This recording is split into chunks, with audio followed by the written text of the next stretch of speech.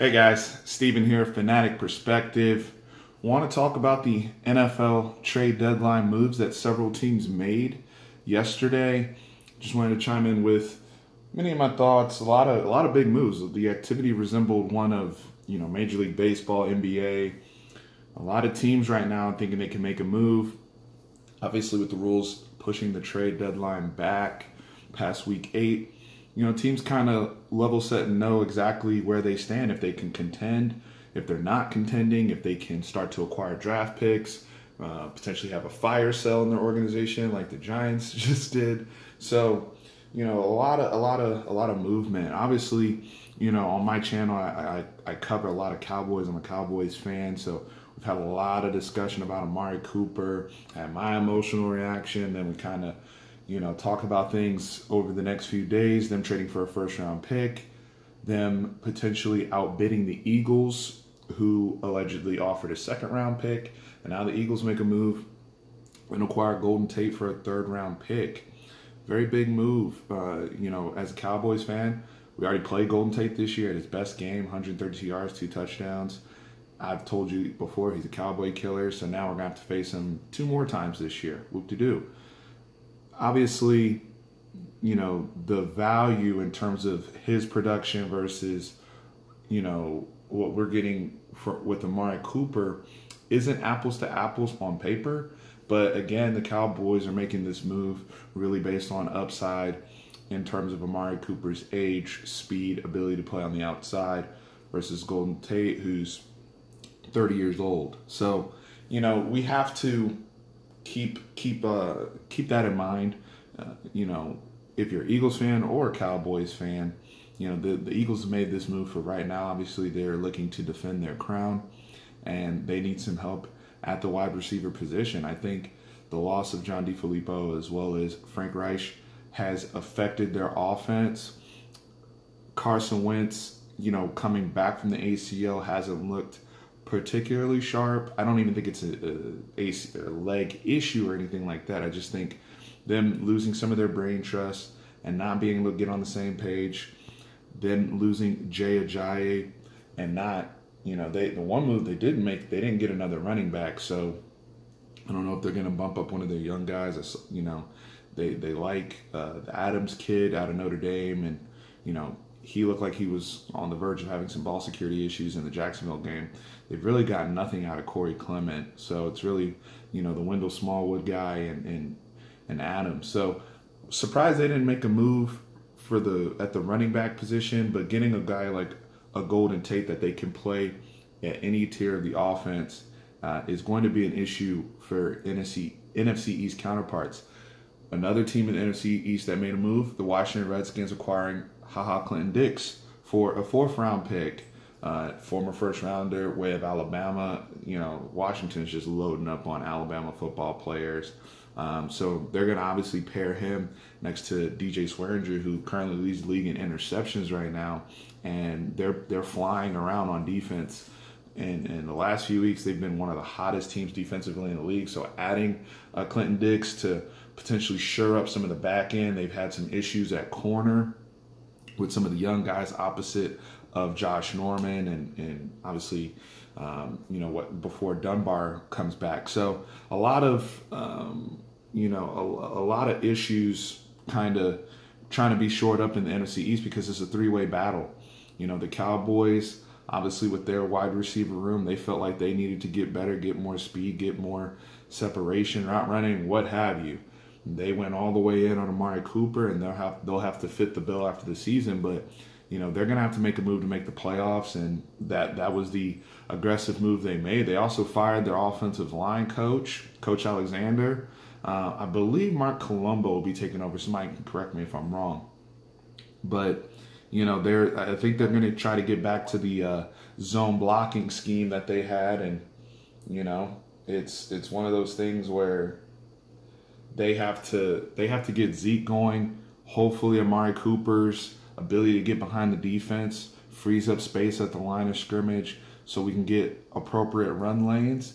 Obviously, they were not happy about some of the pass protection issues that they were having with the offensive line, so they decided to make a move. every year this happens with the Cowboys organization.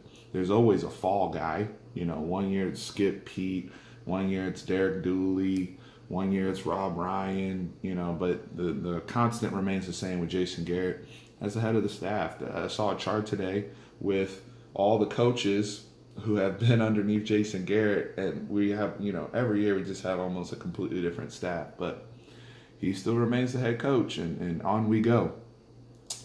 Across the league, one of the most underrated trades I thought that got made was Dante Fowler Jr. going to the Rams, I believe for a third-round pick. A third-round pick and a fifth-round pick. Guys, pairing him with his speed on the outside next to Sue and Aaron Donald, who I believe already has 10 sacks this season, that's insane. Michael Brockers is still on that line. The Rams continue to go all in, and I don't blame them. There's windows in football, and they're recognizing it. You only have a small window to do something special, which is why Cowboys fans are frustrated, because we felt like we had two windows, one in 2014, one in 2016. The Rams are recognizing their window right now. They're going all in, whatever they need to do.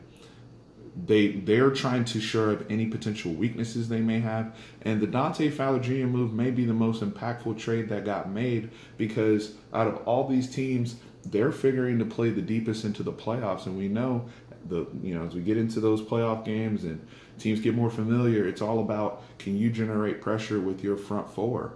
And if they have a better front four than anybody else, that's going to give them a distinct advantage in the NFC Championship game, and if they make it to the Super Bowl. So I applaud them for being aggressive. Obviously, Fowler was a number 3 overall pick, had some injury issues, had some off the field stuff, but the Rams continue to gamble on these guys, and so far this season, it's paid off. They're obviously the lone undefeated team in the NFL right now. So overall, I mean, a great trade.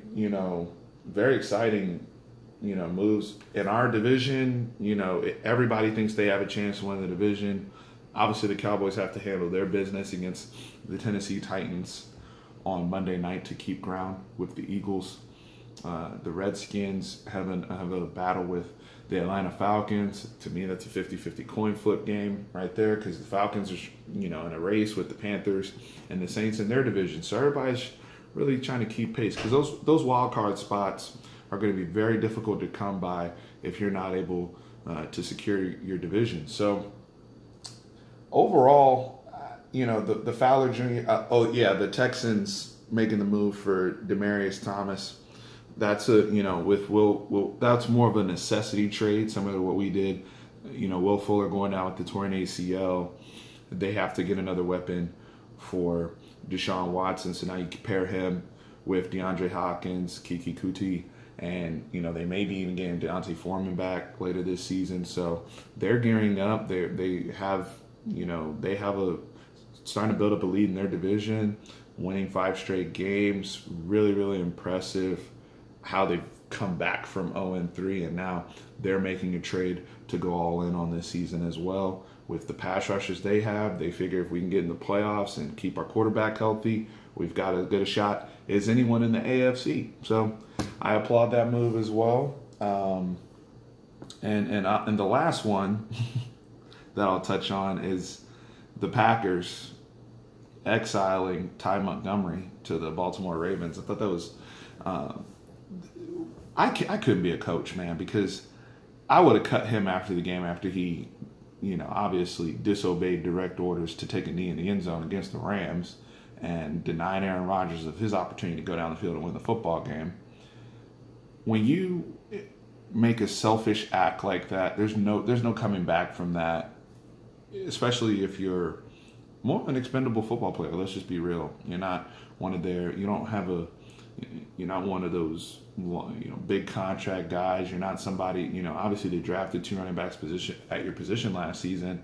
So you played 6 snaps, you're frustrated, you slam your helmet, your teammates are talking about you. There was no way they could rectify that situation.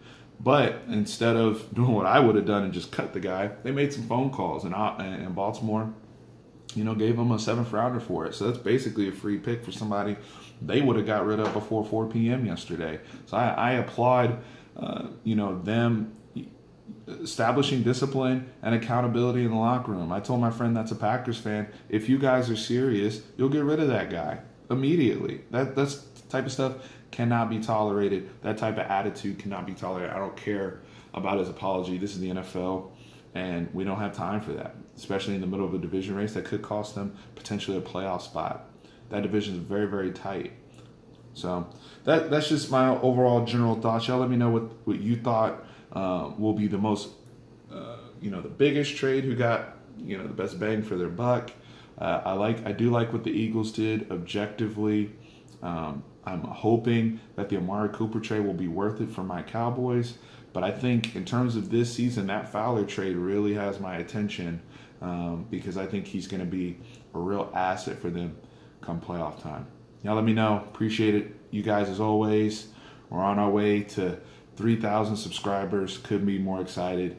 I'll continue to talk to you guys. We'll actually have, for our college football fans, we'll have a playoff video dropping hopefully tonight. So excited about that. Reacting to the committee's spots and rankings that they did yesterday. But appreciate you guys. Thank you.